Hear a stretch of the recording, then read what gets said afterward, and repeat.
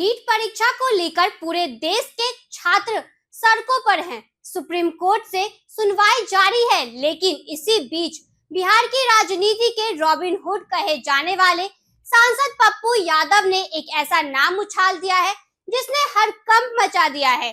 पप्पू यादव ने दावा किया है कि इस पेपर लीक के तार सिर्फ छोटे मोटे गुर्गों से नहीं बल्कि सत्ता के गलियारों में बैठने वाले सफेद पोशों से जुड़े हैं। आखिर कौन है वो किंग पिंग जिसका नाम लेकर पप्पू यादव ने चुनौती दे दी है। पूर्णिया के सांसद पप्पू यादव ने नीट पेपर लीक मामले में अब तक का सबसे बड़ा हमला बोला है। उन्होंने साफ कहा, असली खिलाड़ी तो कोई और ही है। पप्पू यादव ने इशारा किया कि इस पूरे खेल के पीछे एक बड़ा शिक्षा माफिया सिंडिकेट काम कर रहा है, जिसे बड़े नेताओं और अधिकारियों का संरक्षण प्राप्त है। आइए देखते हैं क्या कुछ कहा पप्पू यादव ने। माफिया नेटवर्क और सिस्टम की भूमिका पर आप सवाल खड़ा क्यों नहीं करते? मास्टरमाइंड कोचिंग और अधिकारी छात्रों को दोबारा परीक्षा देने की स्थिति बनना परिश्रम और संसाधनों पर सबसे बड़ा बोझ पड़ता है और वो टूट जाता है।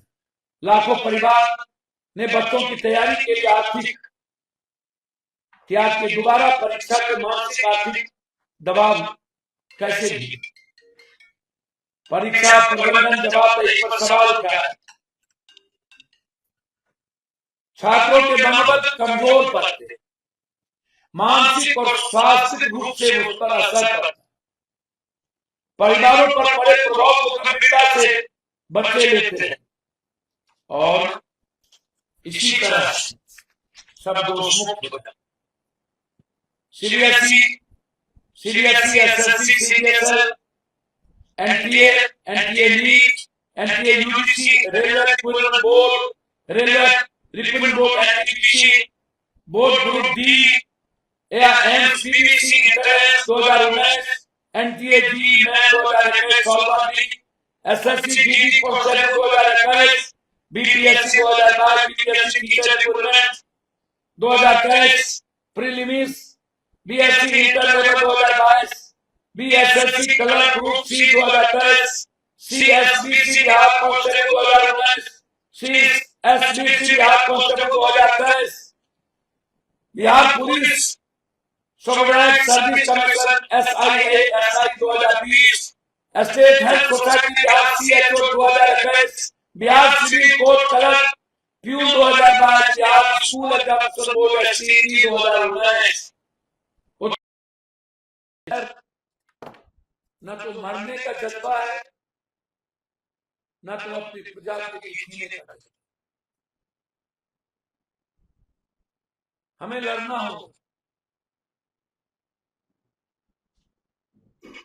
2-2, 4-4 करोड़ बच्चों की जिंदगी को तबाह करने वाले लोग, पहले हमें कानून बनाना चाहिए।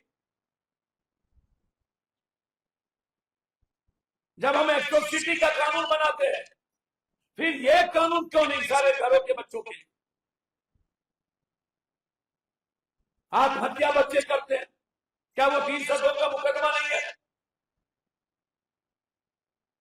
हमारे बच्चों की जिंदगी भविष्य बर्बाद हो जाती है। ऐसे लोग जो इन्वॉल्व हो,